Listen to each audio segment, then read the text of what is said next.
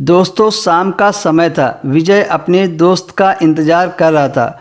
वो स्टेशन के बाहर ही खड़ा होकर उसे बार बार देख रहा था। उन लोगों का कहीं बाहर घूमने जाने का प्लान था। विजय स्टेशन पर जल्दी पहुंच गया था।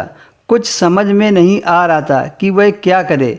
वह स्टेशन पर बने पत्थर की कुर्सी पर बैठ गया। तभी कुछ ऐसा हुआ कि उसकी ज़िंदगी एक अलग मोड़ पर ले आने वाली थी।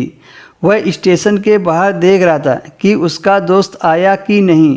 तभी अचानक विजय की नज़र एक लड़की पर पड़ी।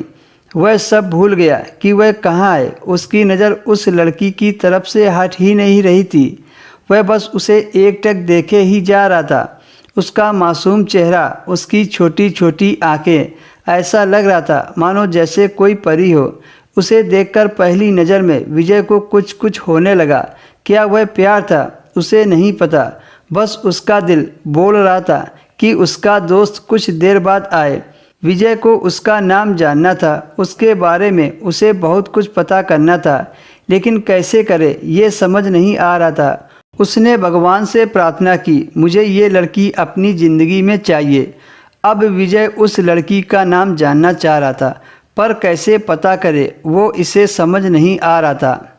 तभी किसी ने उस लड़की को पीछे से बुलाया, पिंकी मैं यहाँ हूँ। तब उसे पता चला कि उस लड़की का नाम पिंकी है। वह खुश हो गया और मन ही मन भगवान को धन्यवाद बोला। फिर विजय ने ठान लिया कि उसे किसी तरह अपना बनाना है, उसे अपनी ज़िंदगी में लाना है।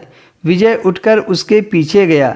जब वो जा रहा था तभी किसी ने पीछे से उसका हाथ पकड़ लिया। पीछे मुड़कर देखा तो उसका दोस्त आ गया था। अब वह क्या करे, उसे कुछ समझ नहीं आ रहा था कि कैसे वो उस लड़की के पास जाए। इसी सोच में वह डूबा हुआ था कि तब तक वह लड़की उसकी नज़रों से दूर हो गई थी।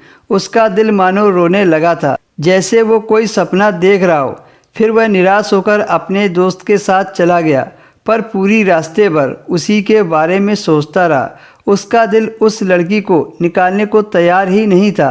बस उसका चेहरा सामने नज़र आ रहा था। उसे गुस्सा भी आ रहा था कि सामने बैठी लड़की उसे वही क्यों दिख रही है। जब उसने ध्यान से देखा तो सच में वही लड़की थी।